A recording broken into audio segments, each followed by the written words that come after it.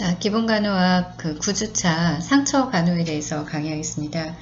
상처 간호는 저희 교재의 381페이지부터 해당하기 때문에 참고하시면서 강의를 들어주시면 될 것 같습니다. 자, 학습 목표는 지금 첫 번째는 상처 유형, 그 다음에 상처 치유 과정 이런 것들을 인지할 수 있으시면 됩니다. 그 다음에는 욕창에 관한 그런 기본 개념이라든지 욕창의 발생과 각 단계, 그리고 욕창에 어떤 위험 요인이 있는지, 그 다음에 욕창을 우리가 예방할 수 있는 방법 이런 것들을 알면 되시고요. 그 다음에 상처 드레싱에 하는 종류 라든지 아니면 상처 드레싱 하는 방법, 그다음에 상처 세정하는 방법, 어떻게 상처를 지지하는지, 그리고 각 상처의 열과 냉요법을 적용할 수 있는 게 이거를 아는 게 이제 이번 주차의 학습 목표에 해당하겠습니다. 그래서 기본 간호 실습에서 어느 정도 조금 다뤘기 때문에 좀 더 알 수 있다고 생각합니다. 자, 상처의 유형별로 한번 볼 건데요.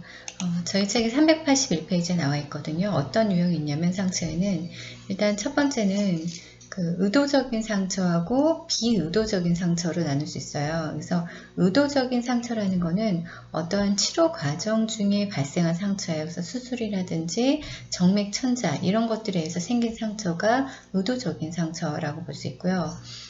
비의도적인 상처라는 거는 예상치 못하게 발생한 거예요. 그래서 뭐 자동차 사고라든지 이런 것들로 인한 골절과 같은 이런 상처가 비의도적인 상처가 해당하는 거죠. 그 다음에 뭐 피부 표면이나 점막 표면이 이렇게 파괴된 경우에는 우리가 개방형, 오픈됐다 해서 개방형 상처라고 하고요. 그 반대로 상처 부위 피부가 파괴되지 않고 안에만 이제 문제가 생기는 거를 폐쇄형 상처, 그래서 클로스 운드라고 합니다. 그래서 이런 상처는 어떤 원인이라든지 어떤 상처의 깊이에 따라서 분류할 수도 있고요. 또는 어떤 오염 가능성이 어느 정도인가에 따라서 그레이드 1, 그레이드 2 이렇게 분류도 할 수 있습니다. 자, 이제 하나하나 상처의 유형을 볼 건데요. 그래서 아까 말했잖아요. 상처의 원인이나 깊이 또는 그 상처의 오염 가능성 정도에 따라서 이렇게 분류로 나눌 수 있다고 했죠. 그래서 각각의 어떤 유형이 있는지 한번 봅시다. 첫 번째는 그 광범위한 범위에 따라서 분류하는 건데요. 그래서 급성이냐, 만성이냐, 개방형이냐, 폐쇄형이냐 이렇게 나눌 수 있는데 급성 같은 경우는 어떤 그 외과적 손상으로 6개월 이내에 치료가 이루어진 거는 급성이라고 보시고 만성 같은 경우는 6개월 이상 치유 기간이 계속 지속되거나 어떤 부상 없이 재발하는 상처를 우리가 만성으로 봅니다. 개방형 상처 같은 경우는 그 피부 바깥에 외부 조직에 손상을 준 그런 상처고 폐쇄형이라는 거는 피부 외부에 손상이 없이 그냥 안에 연조직에 존재하는 상처가 폐쇄형으로 볼 수 있습니다. 그 다음에 이제 손상의 원인에 따른 분류가 있는데요. 뭐 절개나 타박상, 뭐 찰과상 이런 것들이 있는데, 자 절개상 같은 경우는 예리한 칼이나 이런 메스 같은 걸로 인해서 생긴 개방성 상처입니다. 그리고 타박상 같은 경우는 어떤 둔탁한 물체에 의해서 부딪힌 거죠. 그래서 그 안쪽에 이제 출혈이 생겨서 멍이 생기는 게 타박상입니다.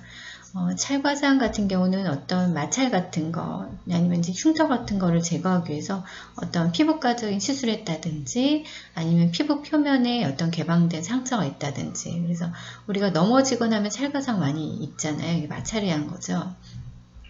그 다음에 자상 같은 경우는 의도적이거나 비의도적으로 피부나 그 하부 조직을 관통하는 그런 날카로운 물건에 찔린 거 이런 것들이 자상에 해당합니다. 그 다음에 열상 같은 경우는 그 가장자리가 아주 불규칙하게 이렇게 찢어진 거 이런 개방 상처가 열상에 해당하고요. 관통상은 피부나 하부 조직에 관통되는 그런 개방 상처가 있을 경우 우리가 관통상이다 라고 합니다. 그 다음에 깊이에 따른 분류는 그 표재성이냐 아니면 신부냐에 따라서 좀 나누는데요. 표재성 같은 경우는 그 표피나 진피에 국한된 상처예요. 그리고 신부 같은 경우는 표피, 진피, 피하 조직, 또 근육이나 뼈까지 침투한 상처가 이제 신부에 따른 그런 상처의 유형이고요.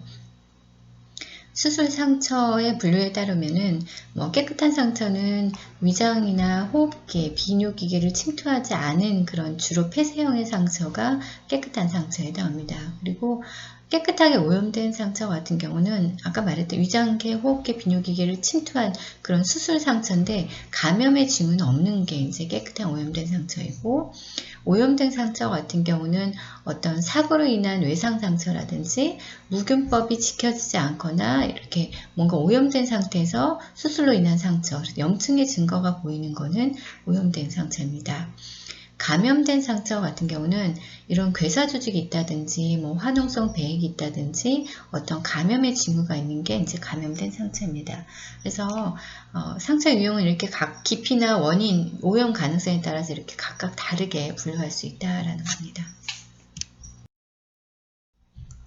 자, 이제 상처 치유의 각 단계별로 볼 건데요. 지금 첫 번째 단계, 그 상처 치유의 단계는 염증기, 증식기, 성숙기 이런 세 가지 단계가 있는데 첫 번째 염증기에 해당합니다. 그래서 이 염증기에는 그 출혈의 그 조절과 상처 치유를 위한 깨끗한 상처 환경을 제공하는 그런 단계예요. 그래서 조직 손상 직후부터 3일에서부터 6일 이후까지 계속 지속됩니다. 그래서 이 시기에는 지혈작용하고 포식작용이 대표적으로 나타나요. 중요한 작용이죠. 그리고 혈소판, 이제 조직이 손상되기 시작하면 혈소판이 응고되면서 혈관 수축이 일어나죠. 그러면서 혈소판이 깨지고 성장인자가 방출됩니다. 그러면서 전체 상처 치유 과정의 초기화 단계가 나타나는 게 이 염증기에 해당하는 거죠. 그래서 이런 이물질과 이런 죽은 조직을 제거하기 위해서 혈관과 세포 반응이 일어나는데 혈관 투과성이 증가하면서 부종이 일어나고요. 그리고 백혈구는 간질강내로 이동하는 이런 포식작용을 합니다. 그래서 이 시기에는 혈소판이나 섬유아세포, 상피세포 이런 성장인자를 분비하는 게 이제 이 염증기에 해당한다라고 보시면 될 것 같습니다. 자, 상처 치유의 두 번째 단계 증식기에 해당합니다. 증식기는 보통 손상 3, 4일부터 약 3주 정도 지속되는 거고요. 이때 증식기에 일어나는 그런 주요 결과는 저희 책 387페이지에 나와 있는데요. 조직이 새로 생성되는 거, 그리고 상피화가 일어나는 거, 그 다음에 상처가 수축하는 게 이 증식기에 일어나는 대표적인 그런 결과입니다. 그래서 그 손상받고 3, 4일부터 3주 동안 일어난다고 했죠. 그리고 상피가 재생되는데요. 상처 공간을 일단 채워주기 위해서 그 섬유화세포 작용을 통해서 어떤 새로운 조직이 만들어지는 거죠. 그리고 섬유화세포가 증식하면서 상처가 이제 수축하기 시작합니다. 그리고 혈관 형성이 새로 되는데요.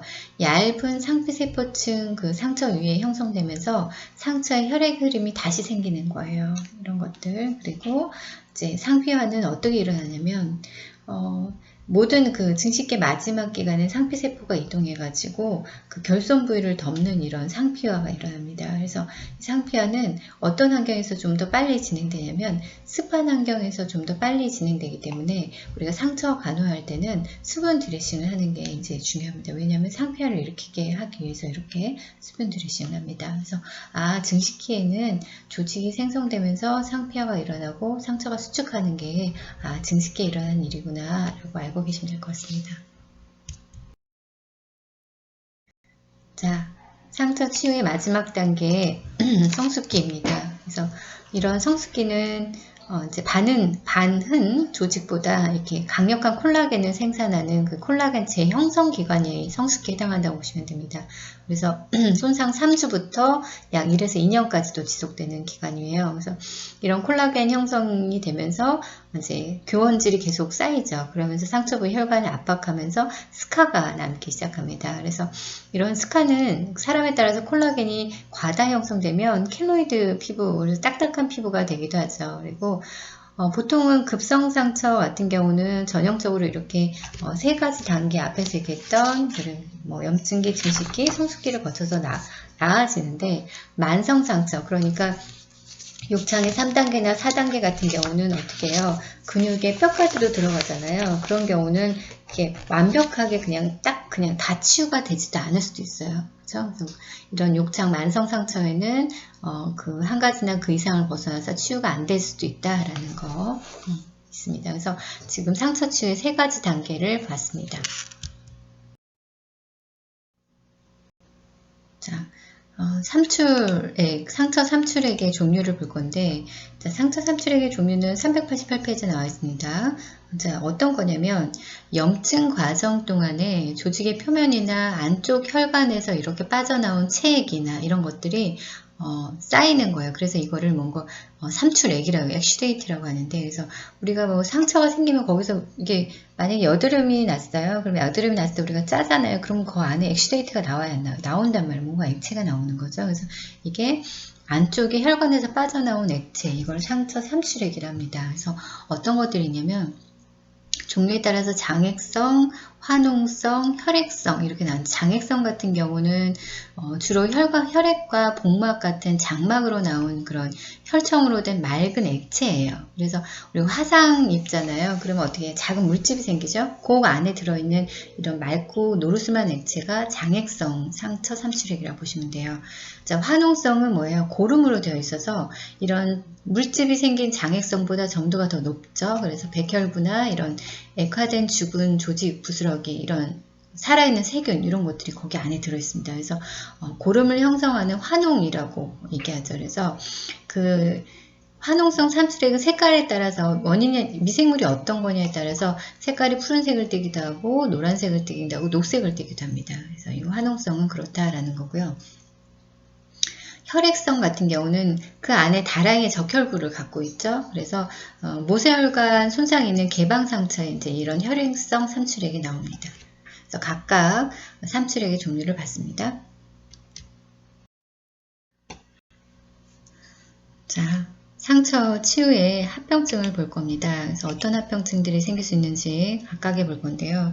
사실은 그 상처가 합병증 없이 치유되는 것은 거의 없다고 보시면 돼요. 그래서 상처를 간호할 때는 상처 치유 과정에서 생길 수 있는 이런 각각의 합병증을 잘 관찰하셔야 됩니다. 그래서 어떤 것들이 있냐 보게 되면 첫 번째 출혈이 상처 부위에 출혈이 생길 수 있는데 이런 출혈 같은 경우는 급성 상처의 경우는 혈관 수축하고 응고하면서 지혈 반응으로 바로 출혈이 중단될 수 있거든요. 근데 그 출혈이 중단되지 않고 나중에 어떤 일이 발생하냐, 외과적으로 봉합이 풀렸다든지 혈전이 이동했다든지 감염됐다든지 이물질이 생겼다 이러면 그 혈관 자체에 미란이 생기면서 출혈이 발생하게 되는 거고요. 감염 같은 경우는 세균성 상처 감염으로 조직 손상이 증가해가지고 치유 과정이 변경돼가고 치유가 잘 안 돼요. 감염이 되게 되면. 그래서 상처 안이나 상처 주변에 뭐 이물질이 있거나 또는 혈액 공급이 제대로 안 된다든지 아니면 국소 조직 방어가 정상이 아니라든지 이러면 훨씬 더 상처 감염의 기회가 많아집니다. 그러면서 치유가 잘 안 되는 거죠. 또 세 번째 합병증으로 벌어지는 거하고 내장 적출인데요. 급성 상처가 만약에 치유가 잘 되면 딱 붙어가지고 잘 되는데 그게 되지 않아요. 치유가 잘 안 돼서 뭔가 문제가 있으면 피부나 조직층이 분리되면서 이제 벌어지는 거죠. 내장 적출은 그 내장기관에 상처가 벌어진 면을 통해서 밖으로 이제 내장기관이 밖으로 나오는 거예요. 그래서 이거는 응급이겠다, 그죠? 그래서 이런 내장에 있는 기관이 밖으로 나올 때 밖으로 나왔기 때문에 세균 침투가 훨씬 더 기회가 많아지잖아요. 그래서 이럴 때는 그 조직이 건조하면 안 돼요. 내장의 기관이. 그래서 생리식염수를 적신 멸균 타올을 덮어 주셔야 됩니다. 내장 기관 자체가 밖으로 튀어나오면 세균 침투가 되지 않도록 하기 위해서. 그 다음에 누공 같은 경우는 장기 사이에 또는 장기와 피부 사이에 뭔가 비정상적인 뭔가 통로가 생긴 거예요. 그래서 이런 누공 같은 경우는 외상이나 감염, 방사선 노출, 암 이런 질병과 관련된 그 상처 치유의 문제로 많이 발생하게 됩니다. 그래서 이런 것들이 이런 4가지가 상처 치유 합병증입니다. 그러면 이런 상처 치유에 영향을 주는 요인들이 있는데요. 어디에 있냐면 저희 책 388페이지에 표에 16.4를 한번 보겠습니다. 이거는 제가 슬라이드에 넣지는 않았어요. 그래서 책을 지금 피세요. 388페이지 펴보시면 거기에 이제 여러 가지 치유에 영향을 주는 요인이 나와 있어요. 그래서 그걸 보면서 제가 얘기하겠습니다.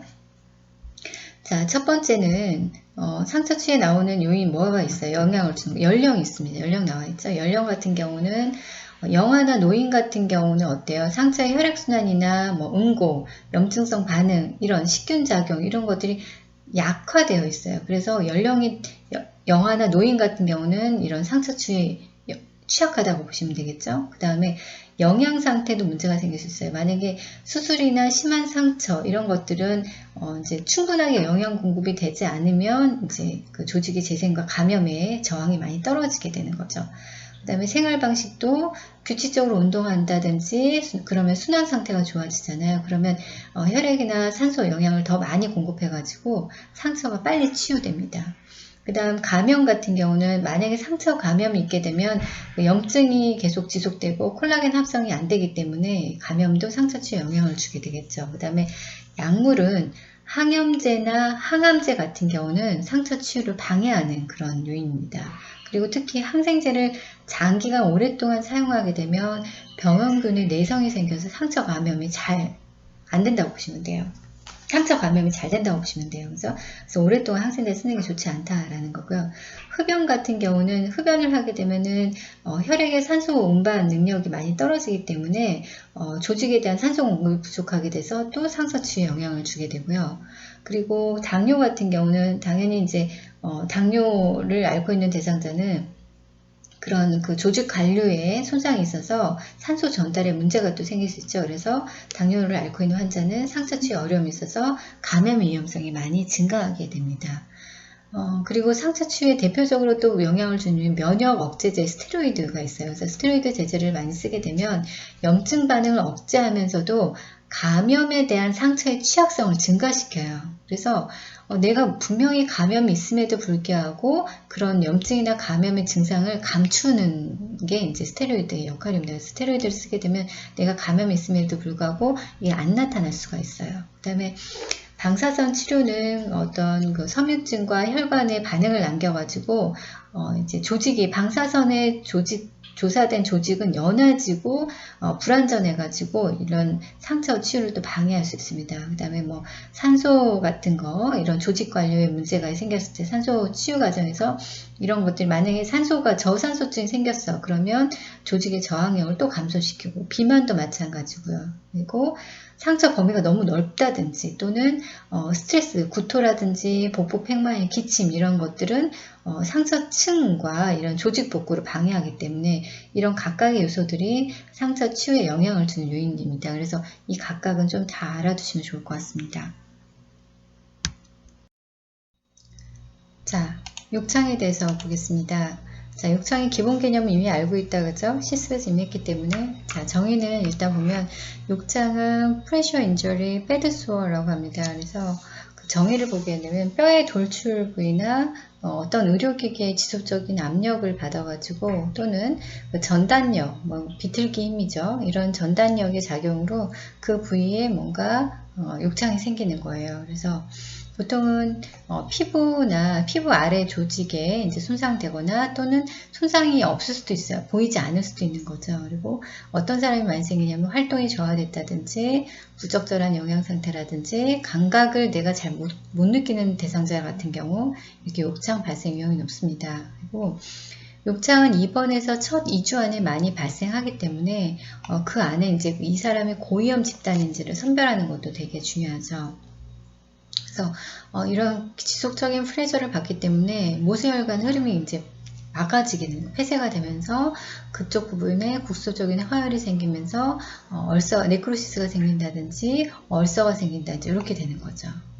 지금 그림에서 보는 것처럼 이렇게 엇밀리는 이런 전단력 때문에 이렇게 청골 부위에 많이 생긴다라고 되어 있습니다. 자, 앞에서 얘기했듯이 욕창은 어떤 압력으로 인해서 그 모세혈관 흐름이 폐쇄되잖아요. 그러면 그쪽 조직에 국소적인 화열이 생겼을 때 우리가 욕창이 발생하잖아요. 그런데 압력은 비교적 단시간 안에 제거되잖아요. 그러면 거기는 반동성 충혈 현상이 발생하게 됩니다. 이런 반동성 충혈은 그 표면 모세혈관이 확장함으로 인해서 피부가 발적되는 거예요. 그래서 이거는 욕창을 예방하기 위해서 우리 신체가 나타나는 그런 방어기전이라고 보시면 됩니다. 그래서 어떤 압력으로 인해 감소된 혈액 공급을 뭔가 보상하기 위해서 그 해당하는 부위로 엄청나게 많은 혈액이 몰려들기 때문에 이런 발적이 일어나는 겁니다. 그래서 이런 그 반동성 충혈은 혈액 공급이 차단된 2분의 1이나 3분의 2 정도 시간 동안에 지속돼요. 그래서 이 기간 동안에 발적이 사라지지 않으면 그 부위는 이미 조직이 손상되었다는 걸 시사한다고 보시면 돼요. 그래서 이런 반동성 충혈은 창백 충혈 검사로도 알아볼 수 있거든요. 그래서 뒤에서 따로 자, 앞에서 이미 그 반동성 충혈을 알아보기 위해서는 창백 충혈 검사를 하면서 더 알아볼 수 있다고 했잖아요. 그렇죠? 그러면 이 창백 충혈 검사라는 거는 그 어떤 부위가 열감이 띄거나 붉은색을 보입니다. 그래서 손가락 끝으로 그 조직을 이렇게 누르게 되면 더 밝은 색으로 변하거나 창백해지는 거예요. 그래서 지금 그림에서 볼게요. A 그림이 지금 뭐가 약간 열감 있고 붉은색을 띄었어요. 그래서 손가락 끝으로 눌렀어요. 그랬더니 어떻게 됐어요? 나중에 더 밝은 색으로 이렇게 보이잖아요. 그리고 창백해졌잖아요. 이게 이제 창백 충혈이거든요. 이거를 통해서 반동성 충혈을 볼 수 있는 거고 손가락으로 누른 후에도 계속 발적이 지속되는 경우는 그 조직은 손상이 있는 것으로 보면 돼요. 그래서 욕창의 1단계에 해당한다고 보시면 됩니다. 욕창 발생과 그 단계별로 한번 보겠습니다. 욕창은 이미 시습에서 배웠듯이 어떠한 처음에는 순환장애, 어떤 그 모세혈관의 순환장애가 생기면서 폐쇄되면서 어떤 발적이 일어나고 그리고 심부 조직이 괴사가 일어나면서 그 다음에는 궤양이나 감염까지 일어나는 게 이제 이런 단계별로 들어가죠. 그 중에 이제 1단계 같은 경우는 우리 이미 배웠잖아요. 그래서 이런 단계는 왜 어떻게 나누냐? 그 침범된 조직의 층에 따라서 분류할 수 있다고 보시면 되죠. 그래서 1단계는 어떤 그 손상되지 않은 반대쪽 피부, 그러니까 손상되지 않은 반대쪽 부위나 어떤 근접한 부위의 피부를 기준으로 해서 비교해 보는 거예요. 그래서 변화를 봐가지고 그 변화를 봤던 이쪽에는 피부가 온도가 뭐 따뜻하다든지 너무 차갑다든지 또는 조직이 경도가 단단하다든지 뭐 물렁하다든지 또는 감각에 통증이 있다든지 뭔가 소형감이 있다든지 이런 변화가 한 가지 이상을 포함 변화를 가지고 있으면 이게 이제 1단계에 해당하는 거예요. 그래서 보통은 이런 지금 그림에서 보듯이 이렇게 온기가 느껴지면 이렇게 빨갛게 부어 올라 있잖아요. 그죠? 그래서 이렇게 이제 보이는 게 이제 1단계에 해당하는 겁니다. 그래서 이런 피부가 하얀 대상자는 욕창부에서 이렇게 발적이 지속적으로 이렇게 보입니다. 근데 만약에 피부색이 좀 어두운 대상자는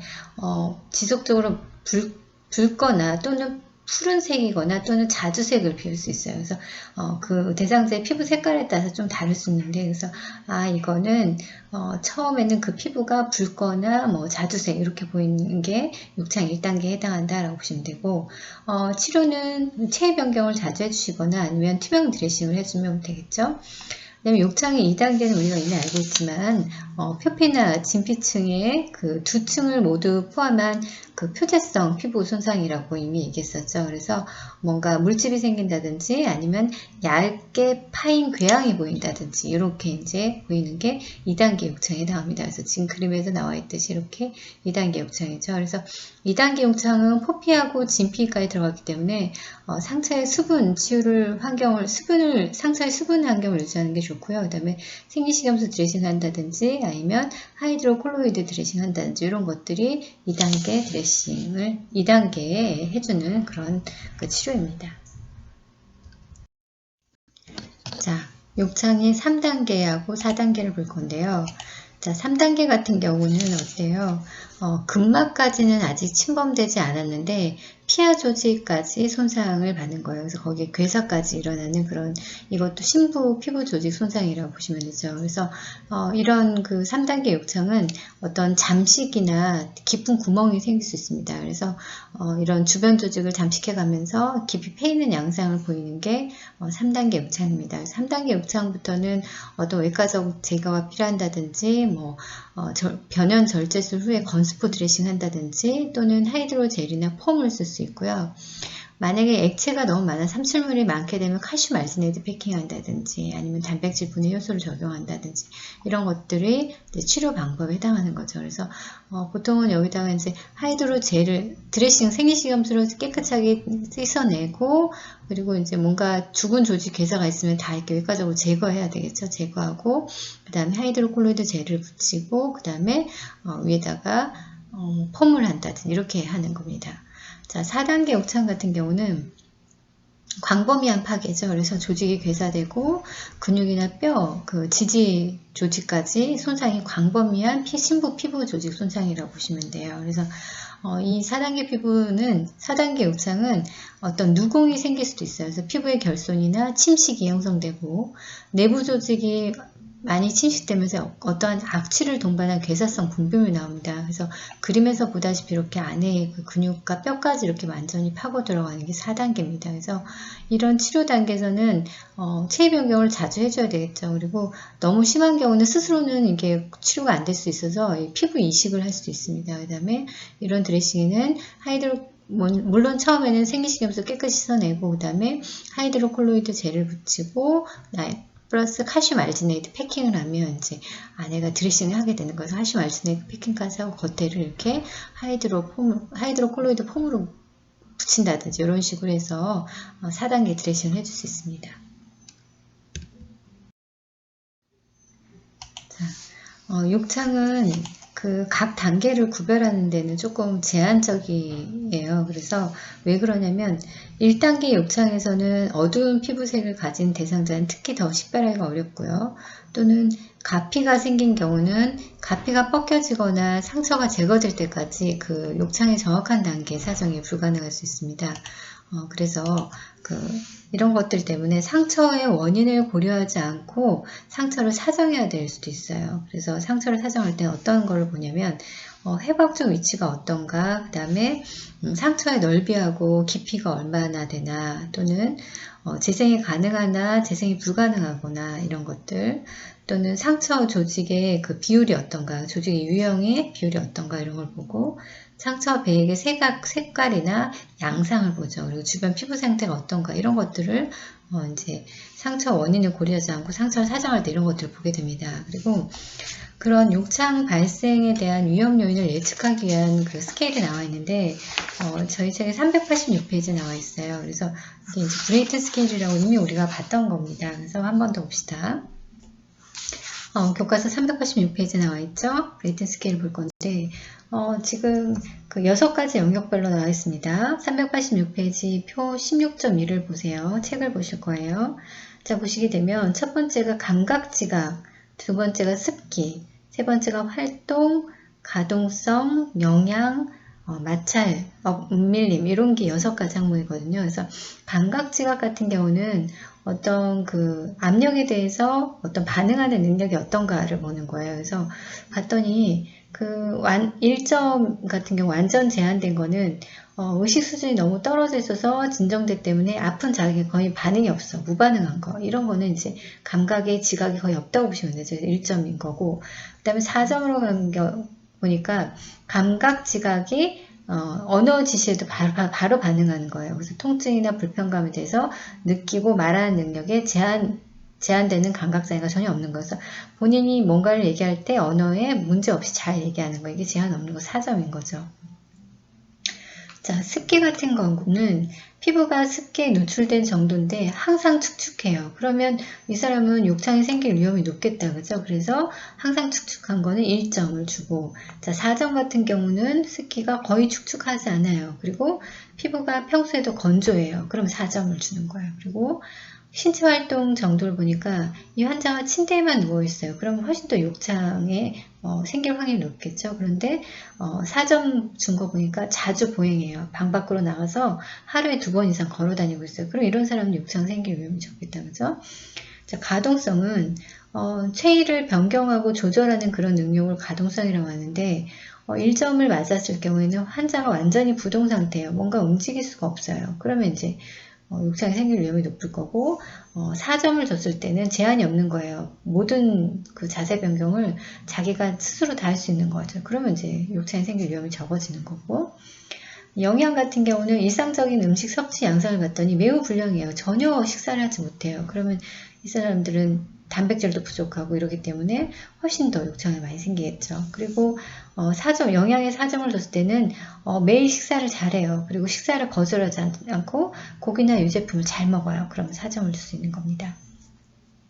자, 마찰과 엄밀림 같은 경우는 그 1점을 줬을 때는 그 움직이는데 중증도에서 최대의 도움이 필요한 거예요. 그리고 뭔가 불편한 거죠, 환자가. 그래서 침대나 의자에서 미끄러져서 전적으로 우리가 도와줘야지만 움직일 수 있어요. 그럼 1점밖에 못 받는 거죠. 그 다음에 여기서 3점은 문제가 없어요. 그래서 침대나 의자에서 스스로 움직이고 잘 움직이는 거예요. 그래서 이런 브레이튼 욕창 위험 사정도구 6가지 영역에서는 이제 각 영역별로 봤을 때 1에서 3점까지, 4점까지 점수를 매기도록 되어 있잖아요. 그죠? 그래서 점수의 범위가 6점부터 23점까지 줄 수 있어요. 그리고 지금 각 단계별 우리가 봤잖아요. 어땠어요? 점수가 낮을수록 욕창 위험이 높았어요? 낮았어요? 점수가 낮을수록 욕창 위험이 높았죠. 그래서 점수가 낮을수록 욕창 위험이 높다는 의미죠. 그래서 성인 같은 경우는 16점 이하일 때 위험 요인이 많은 거고요. 그리고 9점 이하면 욕창의 고위험군이라고 보시면 돼요. 노인 같은 경우는 12에서 18점 이하일지라도 욕창 발생 위험이 높은 걸로 이제 우리가 해석할 수 있습니다. 자, 다음은 체위별 욕창 후발 부위인데요. 슈파인 앙하이로 누웠을 때 하고 축이, 복이 좌위로 누웠을 때 닿는 부분입니다. 이것도 시술에서 했던 얘기죠. 그래서 앙하이부 같은 경우는 그림에서 보다시피 발꿈치하고 청골, 후두, 견갑골 이런 부분이 이제 욕창 후발 부위인 거고요. 축이는 옆으로 누웠을 때는 복사뼈라든지 이런 장골, 그다음에 견봉돌기, 축두 이런 데가 이제 그 매트리스와 닿는 부위죠. 그 부위가 욕창 후발 부위입니다. 자, 보기에서는 보기로 눕다 보면은 일단 누웠기 때문에 발가락도 그렇고요. 그 다음에 무릎, 그 다음에 여성 같은 경우는 유방이죠. 남성 같은 경우 생식기, 그 다음에 뺨이나 귀 이쪽 부위도 욕창 후발 부위입니다. 앉아있는 좌위에서는 자, 발뒤꿈치 이렇게 닿죠. 그리고 청골 많이 생깁니다. 그 다음에 자골 결절 이런 데가 욕창 후발 부위입니다. 자, 알아두시면 좋겠습니다. 자, 다음은 욕창의 위험 요인인데요. 이 욕창의 위험 요인도 우리가 다 배웠던 건데 한 번 더 얘기하겠습니다.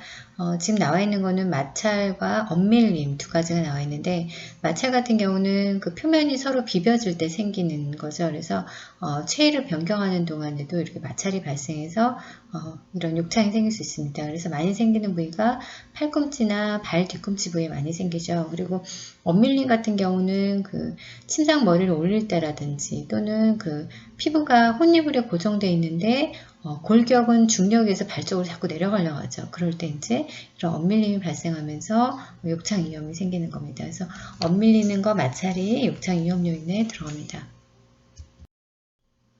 자, 다음 욕창의 위험 요인은 자, 부동과 부적절한 영향인데요. 부동은 그 대상자가 움직임을 스스로 조절하지 못해서 활동량이 많이 저하된 경우에 그렇죠. 그래서 또는 마비가 있거나 너무 심약하게 쇠약한다든지 활동이 많이 저하된 사람들은 그 압력을 느끼지 못하거나 느끼더라도 그 스스로 움직여서 이거 압력을 제거할 능력이 없기 때문에 욕창의 위험 요인이 들어가는 거고, 그래서 보통 3시간 이상 신체를 제한할 때는 이렇게 움직이지 않고 있을 때는 욕창의 위험이 올라갑니다. 그 다음에 부적절한 영양은 저단백질 혈증이라든지 빈혈 이런 그 장기간 동안 부적절하게 영양 상태가 지속되게 되면 체중이 또 감소되면서 피하 조직도 감소되고 이러면서 이제 골격 사이의 조직이 피부와 골격 사이의 조직이 많이 감소되기 때문에 욕창이 발생하기가 쉽겠죠. 그래서 단백질이나 탄수화물, 수분, 아연, 비타민C 섭취 이런 것들이 충분히 섭취가 돼야지 부족하게 되면 이게 욕창 위험 요인 들어가게 됩니다. 다음 욕창의 위험 요인은 자, 어떤 변실금이나 요실금인데요. 이런 실금이 있게 되면 습기가 피부에 오래 남아 있잖아요. 그러면서 그 부분이 짓무르면서 표피가 벗겨진다든지 하면서 피부 손상이 일어나죠. 그러면서 위험 요인이 되는 거고, 정신 상태가 저하됐다는 거는 그런 정신적인 각성 수준이 떨어지면서 어떤 통증을 잘 인지하지 못하면서 이제 위험 요인이 증가하게 되는 거고요. 그다음에 감각이 저하되는 거는 감각이 소실되는 걸로 소실되거나 저하로 인해서 어떤 열이나 냉이나 이런 순환장애로 인한 어떤 얼얼함에 대해서 어떤 반응 수준이 떨어지면서도 욕창의 위험 요인이 되는 겁니다. 다음 욕창의 위험 요인은 체온 상승이죠. 그래서 체온이 올라가면 대사율도 많이 높아지기 때문에 그러면서 산소 요구도 높아지게 됐죠. 그러면 이런 것들 산소가 부족한 상태에서는 또 이제 세포에 더 심각성이 있기 때문에 이걸로 욕창이 위험요인이 되는 거고, 나이가 많아지는 것도 마찬가지죠. 욕창이 60% 이상이 65세 이상한테 발생한다고 이미 얘기했었고요. 그래서 어떤 진피의 콜라겐이 많이 빠짐으로 인해서 피부의 탄력성이 저하되고 혈관벽이 노화되면서 또 혈류도 감소되면서 욕창의 하이 리스크가 되는 겁니다.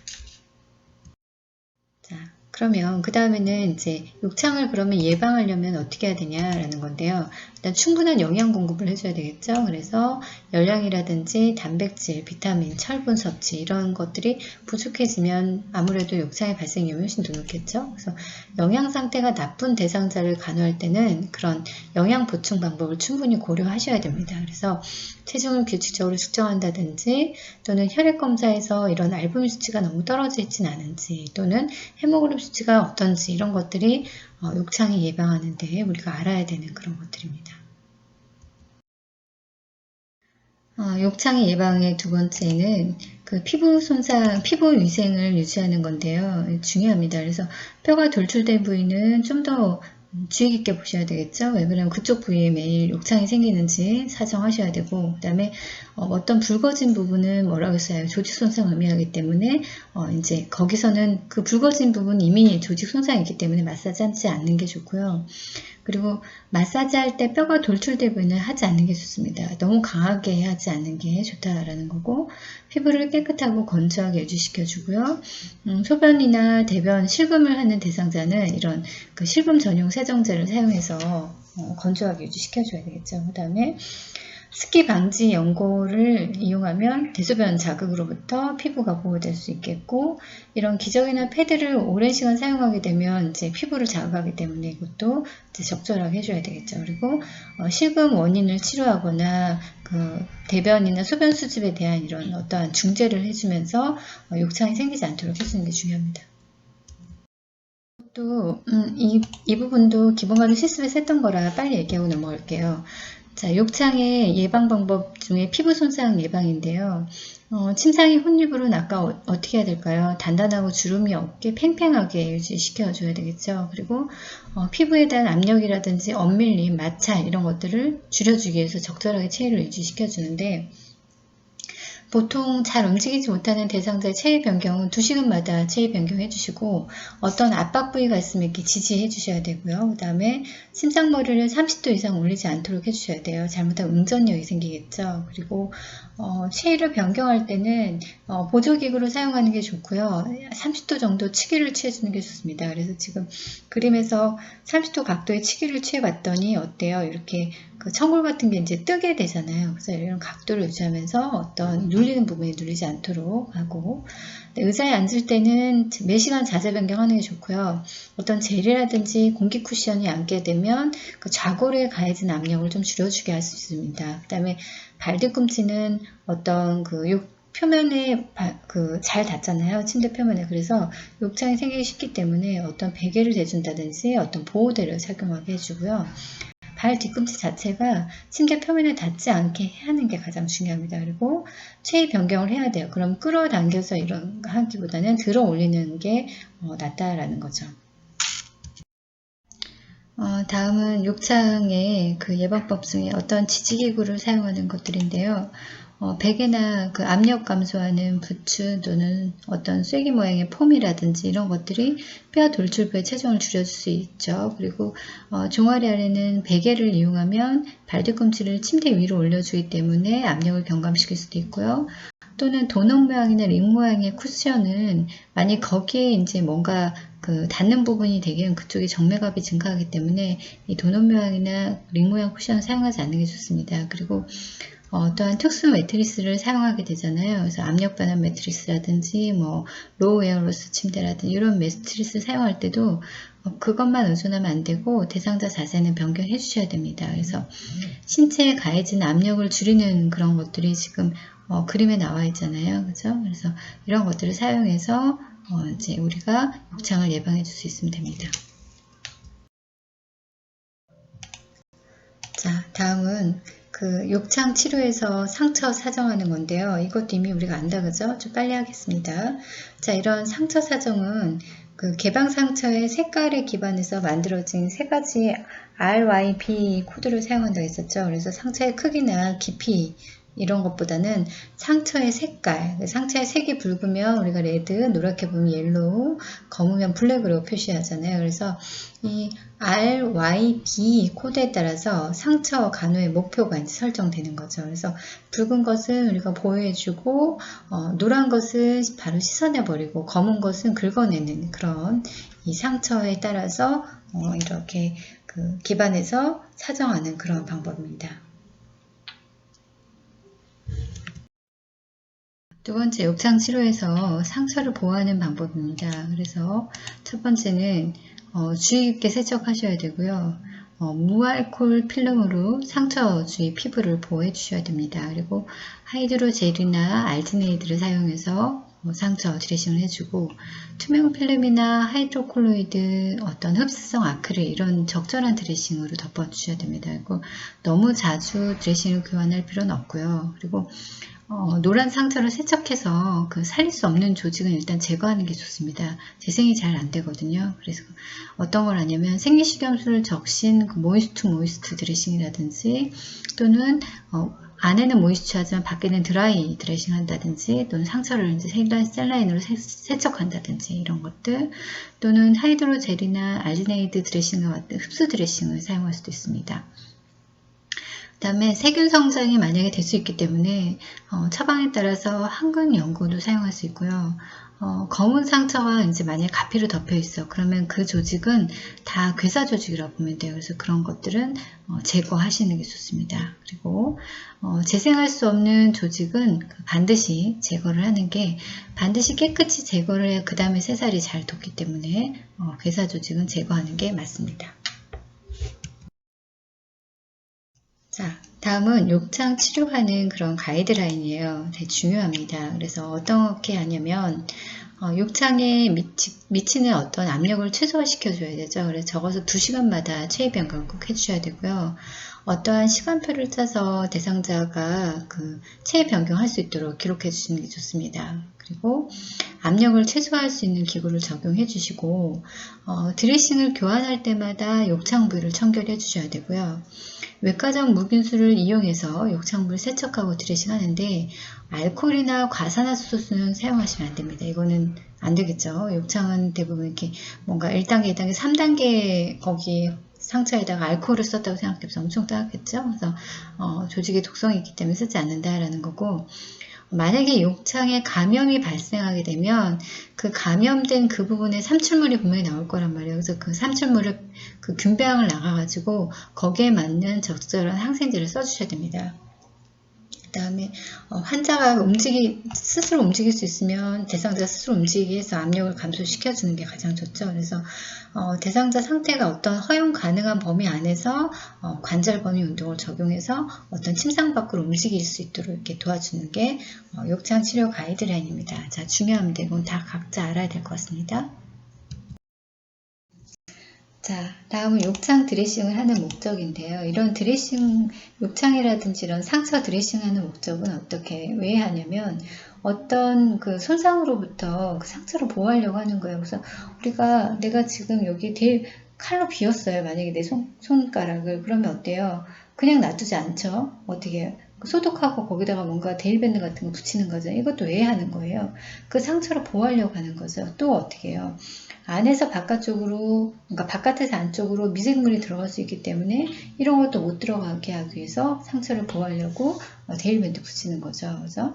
그 다음에 상처의 수분 치유 환경을 조성해줘야 돼요. 그래서 이 안에가 적절하게 수분 환경이 돼야지 얘가 잘 낫거든요. 그리고 상처를 보호해주고 또는 참치물을 또는 흡수해준다든지 또는 어떻게 출혈이 더 이상 생기지 않도록 예방해주는 것도 드레싱의 목적이죠. 그래서 내가 지금 오른쪽 팔꿈치를 다쳤어요. 그럼 팔꿈치를 다쳤기 때문에 막 잘 움직이지 않는단 말이에요. 그러면 어떻게 돼? 거기다 부목을 댄다든지 움직이지 않도록 하죠. 그 이유가 왜 그렇게 하냐면 자꾸 쓰게 되면 상처가 금방 낫지가 않기 때문에 안 움직이게 해서 치유를 촉진하고 손상되지 않도록 하기 위해서 이렇게 드레싱을 합니다. 그래서 드레싱 하는 거는 그렇게 상처하고 이런 드레싱 사이에 어떤 적절하게 습도를 유지해 줘야 되고요.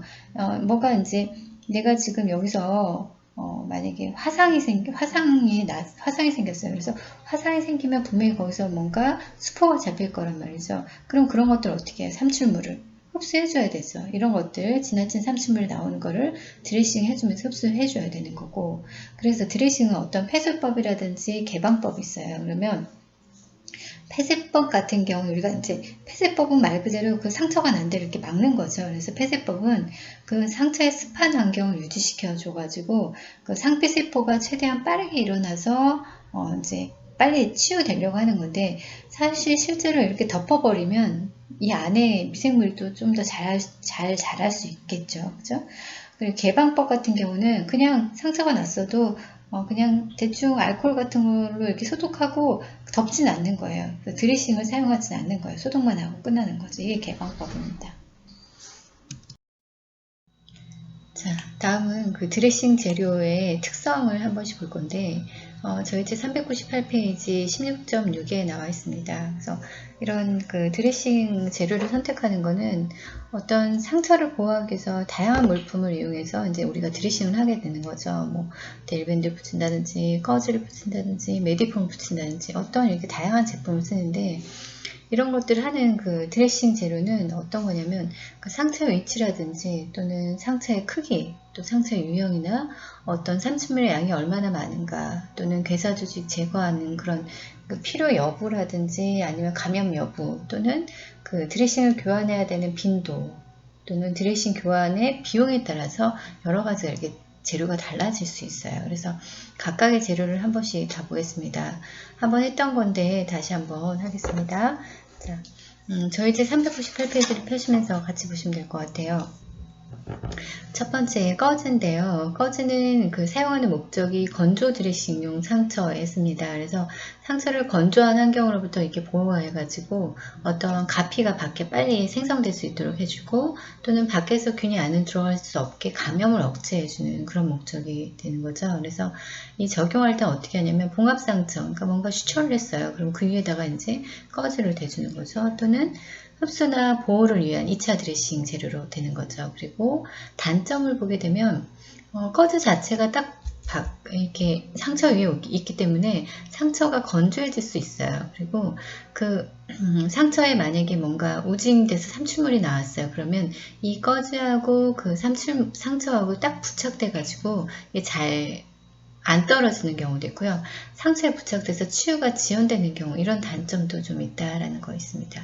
그 다음에 우리가 투명 필름은 테가덤을 많이 봤잖아요. 상품명 테가덤 써 있는데 자, 이런 투명 필름은 폐쇄성 수분 드레싱제예요. 그래서 방수가 되어 있기 때문에 많이 쓰인다고 했었습니다. 지금 그림에서 A 그림에 해당하죠. 그래서 그 상처하고 외부 환경 간에 산소와 수증기가 산소가 왔다 갔다 할 수 있는데 세균을 투과할 수가 없어요. 그러니까 더 좋은 거죠. 그리고 얇고 투명하고 탄력성도 있습니다. 그래서 만약에 욕창 1단계에서 이렇게 빨갛게 뭐 어떤 상처가 났을 때 이걸 딱 붙이게 되면 밖에서 다 보이는 거예요. 관찰이 다 가능한 거죠. 그리고 수분 치유 환경을 조성하기 때문에 그 건조 가피 생성을 건조하게 되는 걸 예방할 수 있다는 겁니다.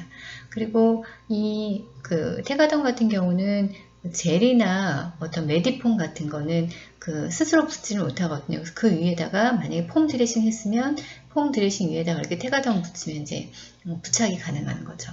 그리고 이런 적용은 만약에 이거는 약간 그 뭐라 해야 되나 투명 필름이기 때문에 어떤 배액물이 안에서 나와요. 만약에 여기서 뭐 산출물이 많이 나온다든 그러면 이게 잘 띄어지는 또 습성이 있습니다. 그래서 배액이 거의 없고 크기가 작은 상처에 쓰는 게 맞고요. 그래서 1도 화상이라든지 1단계 욕창에 쓰는 게 좋고, 그 다음에 찰가상 이런 것들, 그 다음에 정맥주입 부위에 이제 뭐 이렇게 딱 부착하려고 할 때, 이럴 때 정맥주사 할 때도 여기다 갖다 많이 붙입니다.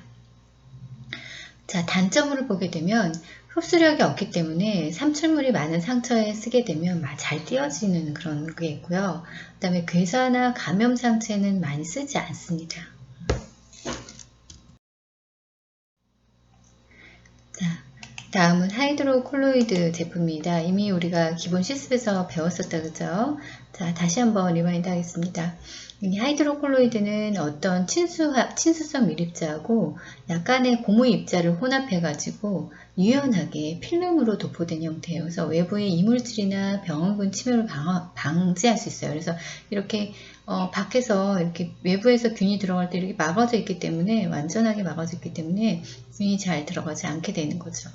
그리고 이런 하이드로콜로이드 제품은 이런 지금 그림에 나와 있는 요거는 그 방수 접착성 웨이퍼 형태고요. 그리고 연고나 파우더 형태로 되어 있는 것도 있습니다. 그리고 이렇게 다 막아버리면 완전 폐쇄 환경을 조성하기 때문에 그 산소가 상처 이 안쪽으로 기접으로 들어가는 걸 차단해 가지고 그 상처의 신생혈관 형성을 자극시켜 줄 수 있습니다.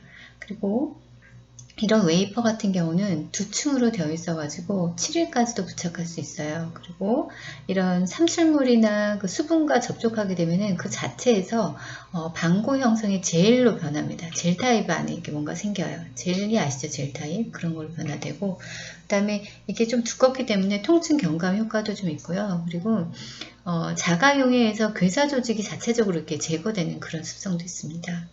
그래서 어떨 때 이런 하이드로콜로이드 제품을 쓰냐면 삼출물이 일단 많아도 되고요. 그리고 상처가 넓고 그리고 평평한 정맥 궤양성이라든지 2단계, 3단계 욕창이라든지 2도 화상에 쓸 수 있습니다. 그래서 보통은 3일에서 5일마다 교환하는데, 만약에 삼출물이 너무 많아서 안에서 뭐가 많이 나올 경우에는 더 자주 교환할 수도 있습니다. 이 자체가 약간 노란색을 띠고요. 약간 그 고무 입자를 혼합했기 때문에 냄새가 좋지 않고요. 그 다음에 감염 상처가 있을 때는 이걸 또 쓰면 안 됩니다. 그 안에 완전하게 밀폐되기 때문에, 그죠? 그래서 감염 상처에 사용하지 않는 게 좋고, 상품명으로는 듀오덤이 있습니다. 자, 다음은 하이드로젤이거든요. 이 하이드로젤은 30에서 80% 이상의 수분으로 구성되어 있습니다. 그래서 보습이 되게 좋고 투명해서 상처 관찰이 되게 용이하죠. 지금 그림에서 보다시피 이렇게 투명한 젤 타입으로 되어 있고, 이렇게 꺼지에 묻어있는 젤 타입도 있거든요. 그래서 관찰이 용이하고요. 수분으로 되어 있기 때문에 상처를 가습해서 괴사 조직의 습기를 제공합니다. 그래서 괴사 조직을 제거한다든지 유가 조직을 생성한다든지 상피와 촉진에 이런 특징이 있고요. 상처에 붙지 않고, 이 이제 젤 타입으로 되어 있기 때문에 상처에 붙지 않으면서도 통증 완화가 될 수 있고요. 그래서 지금 A 같은 경우는 꺼지에 젤이 묻어있는 제품이고요. 얘는 이제 직접 젤을 짜서 쓰도록 되는 제품이 있습니다. 그래서 이거 자체가 딱 상처에는 이렇게 상처에 발라줄 수는 있지만 자체 위에다가 2차 드레싱 꼭 필요하죠. 이걸 딱 해놓고 위에다 꺼지를 붙인다든지 아니면 뭐 뭔가 그 테가담을 붙인다든지 2차 드레싱이 2차 폐쇄 드레싱이 필요하고요. 그 다음에 어떨 때 적용하냐면 깊게 균열된 상처, 그러니까 이렇게 뭔가 균열이 된 상처라든지 3단계, 4단계 욕창이라든지 3도 화상 또는 괴사 조직 또는 너무 건조된 상처에도 이 하이드로젤을 쓸 수 있습니다. 이 단점은 아까 말했듯이 그 상처에 이 자체가 붙지 않기 때문에 밖에다가 2차 드레싱을 뭔가를 해줘야 되는 그런 단점이 있고요. 그래서 이 상품명으로는 많이 쓰는 게 인트라사이트 젤이라는 게 있습니다. 그래서 하이드로젤은 3, 4단계 욕창에서 쓴다는 거 알고 계시면 될 것 같습니다. 자, 다음은 폼 제품인데요. 이런 폼 제품은 삼출액의 흡수가 정말 많이 되고요. 그리고 흡수 폼의 형태로 된 것도 있고, 그리고 상처면에 접촉 필름으로 된 것도 있어요. 그리고 이런 폼 자체는 그 자체 무게보다 10배 정도의 삼출물을 흡수할 수 있습니다. 그래서, 근데 얘 자체가 이렇게 상처에 딱 이렇게 접촉하고 나면, 그 다음에는 접착력이 너무 많지는 않기 때문에 2차 드레싱을 해주셔야 돼요. 그래서 그 밖에다가 뭔가 뭐 듀오덤을 붙인다든지 아니면 테가덤을 붙인다든지 해서 2차적인 패시 드레싱이 필요하고요. 이 폼 자체는 7일 정도의 드레싱 유지가 가능합니다. 그래서 어떨 때 많이 적용하냐 그러면 그 3단계 욕창이라든지 육아 조직이 자라나는 욕창 또는 그 삼출액이 많은 그런 배액관 주변에도 사용이 가능합니다. 근데 얘는 그 삼출액 흡수가 많이 되기 때문에 건조한 상태는 사용할 수가 없고요. 그 다음에 괴사 조직이라든지 어떠한 감염이 있는 상처는 거기다 그냥 바로 폼을 붙이시면 안 되고요. 괴사 조직이나 감염 있는 그 부분을 다 이렇게 그 소독해낸다든지 아니면 제거한 상태에서 깨끗하게 한 상태에서 이 메디폼을 붙이셔야 됩니다. 사전 조치 후에 적용 가능하고 대표적인 그 상품명으로는 메디폼이 있습니다. 자, 다음은 알지네이드인데요. 이 알지네이드는 그 수용성에 점성이 있는 용의 알지네이드를 칼슘과 결합해서 섬유 형태로 만든 거예요. 그래서 지금 A가 B타입을 보면 이렇게 찢어지는 섬유 형태로 되어 있잖아요. 그래서 얘네들은 그 삼출물과 반응하게 되면 그 부드러운 젤을 형성해서 수분 환경을 유지합니다. 그래서 얘 자체에서 분자량이 한 20배 정도의 삼출물을 흡수할 수 있어요. 그래서 아까 메디폼 같은 경우는 10배 정도의 삼출물을 흡수하잖아요. 얘는 더 많이 흡수하는 거죠. 그래서 이 자체에 만약에 그 칼슘 알지네이드를 드레싱에 적용하면 괴사 조직 제거에도 촉진되고 보통 1일에서 3일간의 드레싱을 유지할 수 있습니다. 그래서 적용은 언제 많이 하냐면 그 삼출액이 아주 심한 상처라든지 3, 4단계 욕창 그리고 깊은 누공 이런 데 씁니다. 그래서 감염이나 비감염성 상처에 둘 다 쓸 수 있고요. 단점은 삼출물이 너무 적거나 건조한 상처에는 사용할 수가 없습니다. 이 자체가 삼출물을 흡수하기 때문에 그래서 그리고 이렇게 칼슘 알지네이트를 그 상처에 있는 부위에다 이렇게 적용하고 나면 잘 떨어지거든요. 그래서 2차 드레싱이 꼭 필요합니다. 그래서 상품명으로 뭐가 있냐면 지금 거기에 나와 있죠. 우리가 나오는 칼토스테이트가 상품명으로 나와 있습니다. 그래서 칼슘 알지네이드는 그 메디폼보다 한 10배 이상, 그러니까 20배까지도 삼출물을 흡수하는구나. 그리고 삼출액이 많은 상태에 적용할 수 있구나 정도 알고 계시면 될 것 같습니다. 다음은 하이드로 파이버인데요. 이 하이드로 파이버는 그 뭐에서부터 제조됐냐면 그 카복시 메틸 셀룰로스 나트륨으로부터 제조됐어요. 그래서 상처 표면에 아주 잘 밀착돼서 상피화를 촉진합니다. 지금 보시게 되면 하이드로 파이버가 상처에 딱 붙어 있잖아요. 그래서 잘 밀착되고 이게 이제 수분하고 접촉하게 되면 그 젤로 변해가지고 그 주변의 피부를 침연시키지 않으면서도 상처의 수분 상태를 유지시켜 줄 수 있습니다. 그래서 삼출물의 흡수를 30배까지도 흡수해요. 그래서 칼슘 알지네이트가 20배까지 흡수했잖아요. 걔보다 더 우수하다고 보시면 돼요. 그래서 어떨 때 많이 사용하냐면 허혈성 궤양이라든지 그 정맥성 궤양 또는 암의 상처라든지 당뇨병에 있는 그 상처에도 사용할 수 있습니다. 근데 얘 자체도 이렇게 상처에 잘 붙지만 겉에다가 2차 드레싱을 꼭 해주셔야 됩니다. 그래서 이게 단점이고요. 그래서 어떤 상품명이 나와 있냐면 아쿠아셀이 대표적인 그 하이드로 파이버입니다. 다음 제품은 그 하이드로 폴리머인데요. 하이드로 폴리머는 폼 드레싱과 많이 유사하죠. 생긴 것도 폼하고 많이 비슷하잖아요. 그래서 얘도 삼출액 흡수가 뛰어나고요. 상처 면이나 또는 건강한 피부면에 붙어서 이렇게 짓무르는 것을 방지합니다. 그래서 어떨 때 사용할 수 있냐면 깊은 상처나 또는 채광에 사용할 수 있고요. 이 자체도 그냥 상처에는 붙을 수 있지만 그 떨어지지 않지는 않거든요. 그래서 2차 드레싱 꼭 필요하고요. 그 다음에는 향균 보호막인데요.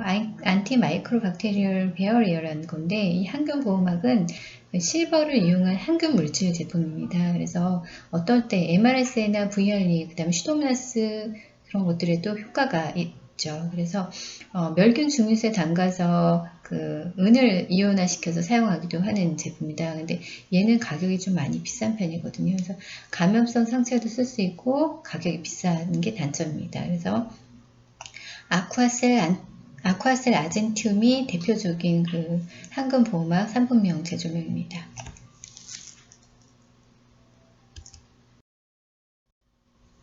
자, 다음은 드레싱 고정인데요.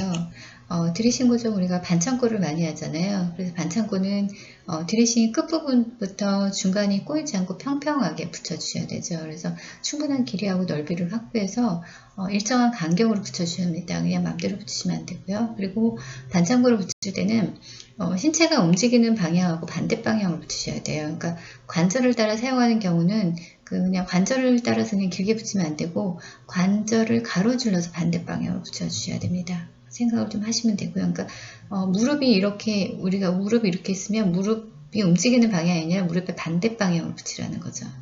그렇죠? 그다음에 안위 제공은 그 손상 범위에 따라서 통증이 있을 수 있잖아요. 그래서 불편감을 최소화시켜 주셔야 되고, 그다음에 드레싱과 배액 조직을 부드럽게 해서 스트레스가 좀 덜 가도록 해주시고, 아픈 부위 상처에 가해지는 긴장을 줄이기 위해서 적절하게 체를 좀 변경해 줄 필요가 있고요.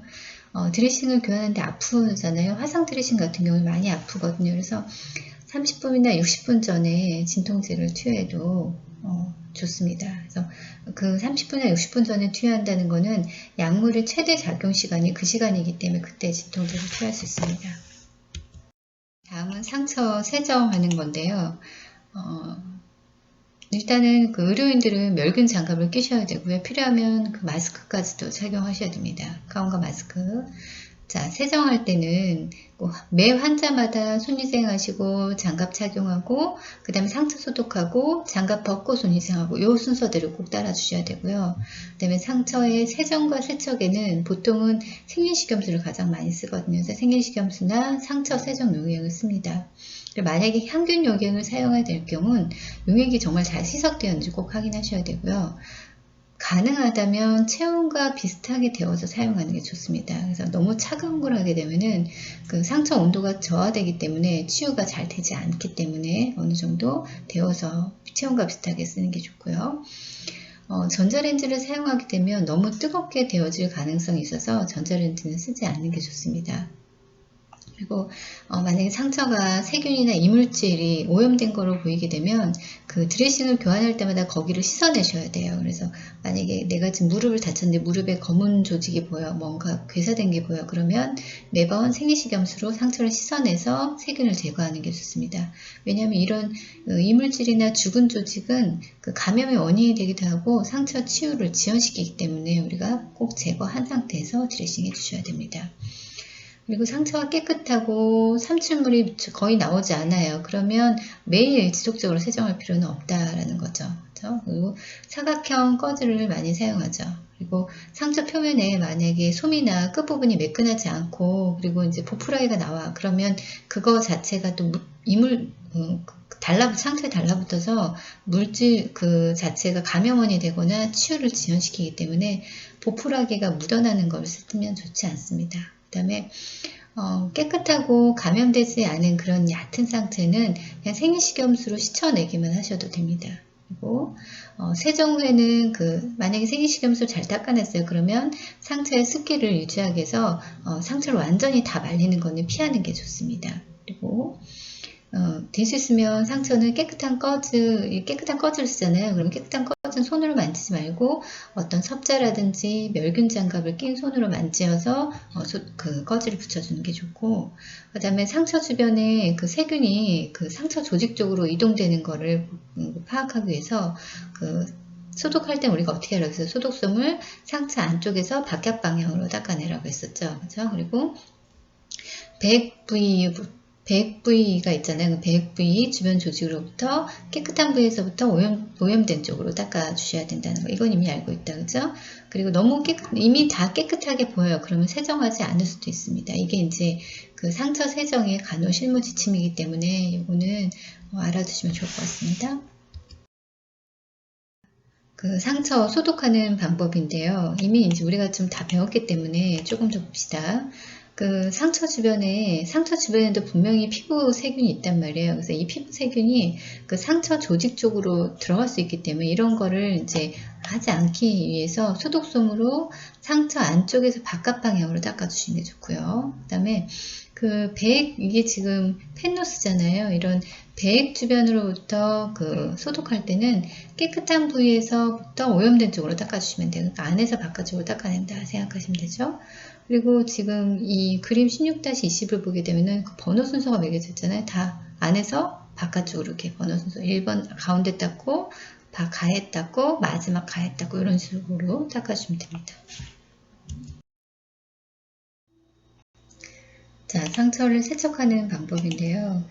상처 세척할 때 쓰이는 주사기는 보통 30이나 50짜리 주사기를 쓰거든요. 그래서 물총을 생각하면 돼요. 그래서 30짜리나 50cc 주사기에다가 생리식염수를 채워가지고 위에서 아래쪽으로 이렇게 쏴줍니다. 그러면 이제 주사기 자체에 이렇게 압력이 발생하거든요. 그래서 주사기 자체에 있는 그 리드를 쓴다든지 아니면 18게지 니드를 주사바늘 끼워가지고 또는 카테터를 끼워가지고 이제 물을 쏴주면 거기에서 413 정도의 압력이 발생하거든요. 그래서 물을 쏴주면 그 안에 있는 그 죽은 조직 같은 게 밖으로 이제 나가겠죠. 그래서 입구가 좁고 깊은 상처를 세척하려고 할 때는 그 멸균된 카테터를 주사기에 끼워서 쓰기도 하고요. 세척 용액은 멸균 생리식염수라든지 링거 또는 항균 용액 이런 것들이 상처 세척에 사용됩니다. 가장 많이 쓰이는 게 멸균 생리식염수입니다.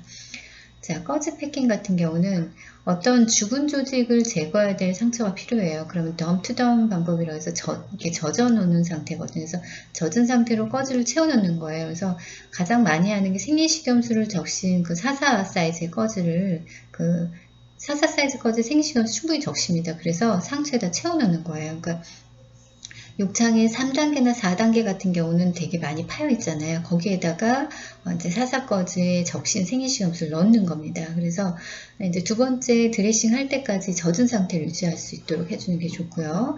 또는 다른 방법은 음압을 적용한 그 흡입기구를 사용하는 국소 음압 치료 방법이 있어요. 뒤에 이제 설명할 거거든요. 그래서 Vacuum Assisted Closure라는 그런 방법을 씁니다. 그래서 다 같이 뒤에 슬라이드를 봅시다. 자, 이게 이제 백큐 어시스티드 클로저 방법인데요. 이렇게 그림에서 보다시피 상처에다가 어떤 그 백큐음을 이렇게 연결해 놓은 거예요. 그래서 백큐음 펌프가 이렇게 돼 있으면서 이 상처 부위에 이렇게 안에 있는 뭔가 삼출액이 있으면 밖으로 이제 이렇게 빼주겠죠. 그래서 이런 방법은 그 조직 재생을 빠르게 하고 상처 부위의 부종을 많이 줄여줄 수 있고요.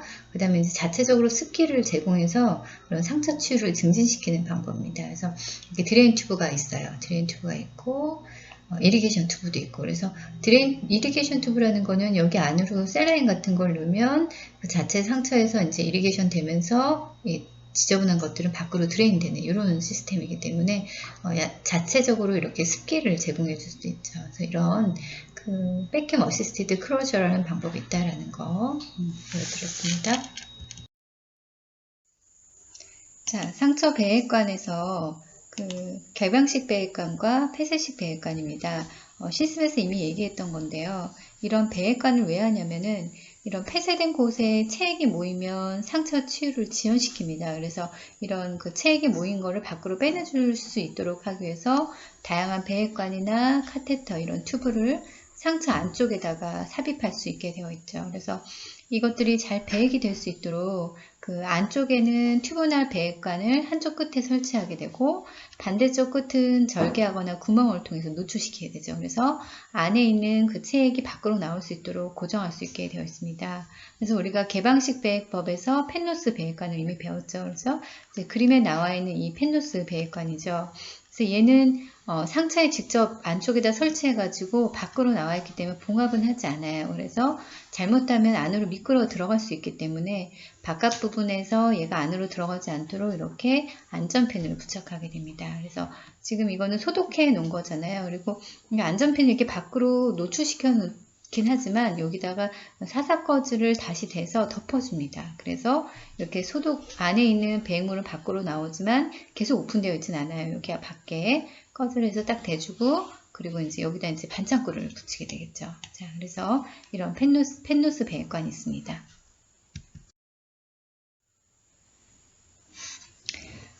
다음은 폐쇄식 배액관인데 우리가 이것도 배웠다 그죠? JP 드레인하고 해머박인데 그 하는 일은 똑같죠. 그런데 안에 용량이 좀 큰 게 이제 해머박이고 조금 작고 이동하기 쉬운 게 이제 JP 드레인이었습니다. 그래서 이 폐쇄식 배기법은 이렇게 뭔가 전기 흡입 장치와 연결될 수도 있고요. 또는 이동식이기 때문에 약하게 흡인을 유지시키는 그런 용기가 이제 안에 저장되어 있죠. 그래서 얘네 다 음압으로 유지되어 있습니다. 그래서 JP 드레인, 해모바 이렇게 되어 있죠. 그래서 얘네들은 앞에 얘기했던 그 개방식 펜누스보다 폐쇄식이기 때문에 감염률이 낮죠. 그리고 이제 배액량을 정확하게 측정할 수 있어요. 안에 들어있는 거를. 그렇죠?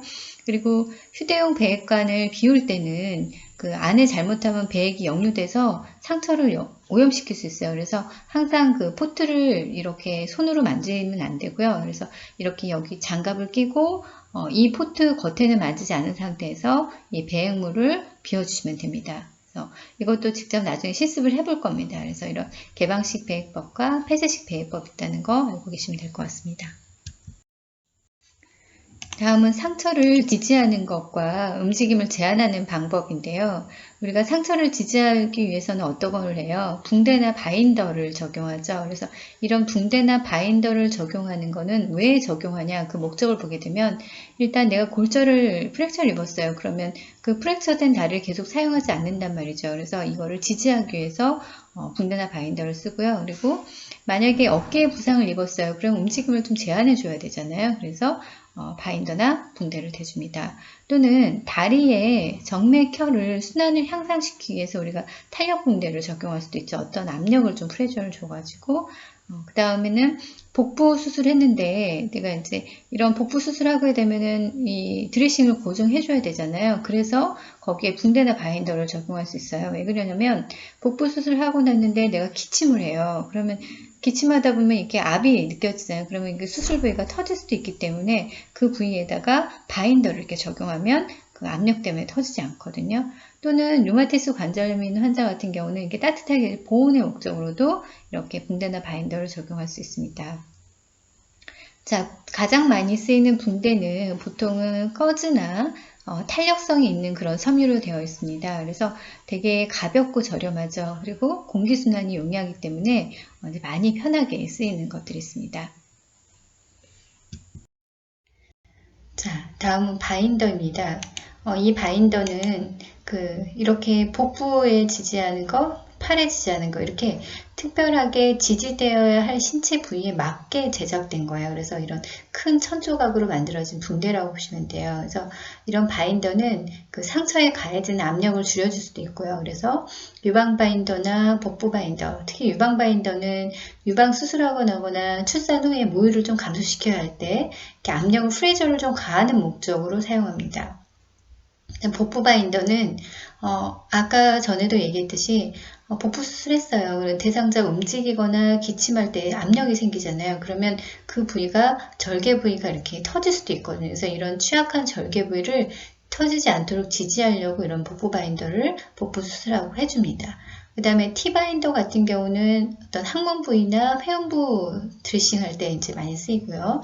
자, 앞에 나와 있는 일단 흉부 바인더도 있거든요. 흉부 바인더도 늑골 골절이나 그래서 늑골을 고정하거나 흉병을 지지할 때도 흉부 바인더 쓰입니다. 그 다음에 지금 앞에 그림에 나와 있듯이 이게 팔걸이 바인더죠. 그래서 염좌나 골절이 있어서 팔을 지지할 때 이렇게 팔걸이가 있는 그런 바인더를 사용할 수 있습니다. 붕대와 바인더의 적용의 원칙이 또 있는데요.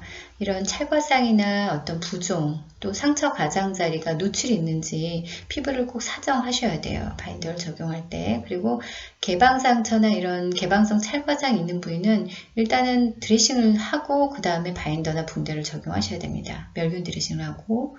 그리고 만약에 드레싱 상태를 사정했는데 젖어 있어요. 그러면 다시 새 걸로 교환해서 젖어 있지 않도록 해주셔야 되고요. 그리고 붕대를 적용한 다음에 내가 오른쪽 발에 붕대를 적용했으면 왼쪽 발하고 비교해가지고 혹시 색깔의 차이가 없는지, 그러니까 말초순환 장애죠. 색깔의 차이가 없는지, 냉하지 않은, 차갑지 않은지, 청색증은 없는지, 그쪽에 맥박은 감소되거나 또는 소실되지 않았는지, 붓진 않았는지, 감각은 어떤지, 절인지 이런 것들을 꼭 사정하셔야 됩니다. 그래서 붕대하고 바인더 적용 원수에서 중요한 거는 그 적용한 다음에 말초순환 장애를 확인한다는 거, 이거는 정말 중요합니다. 기억하셔야 될 것 같습니다. 자, 상처 간호는 여기까지 강의하겠습니다.